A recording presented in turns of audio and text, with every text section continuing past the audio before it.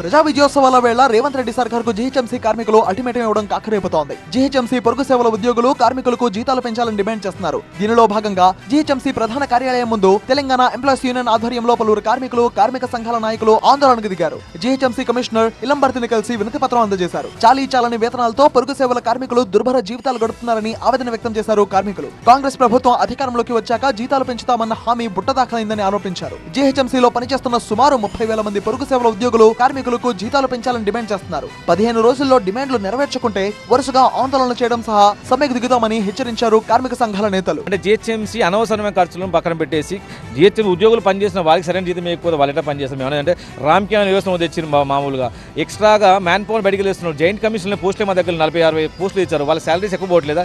Sanitary ఇన్స్పెక్టర్లు అని చెప్పి కొత్తగా తీసుకొచ్చారు. ఇక్కడ మన దగ్గర ఉన్న శానిటరీ జవాన్లను వాళ్ళకి ప్రమోషన్ పనిచేస్తే ఈ శాలరీస్ మిగుతాయి. 15 రోజుల్లో మా డిమాండ్స్ గిట్ట చేరకపోతే ఖచ్చితంగా నిరసన చర్యలు సమ్మె కూడా ప్రయత్నం కూడా చేస్తా ఉన్నామని కూడా మేము అనుకుంటా ఉన్నాం ఖచ్చితంగా.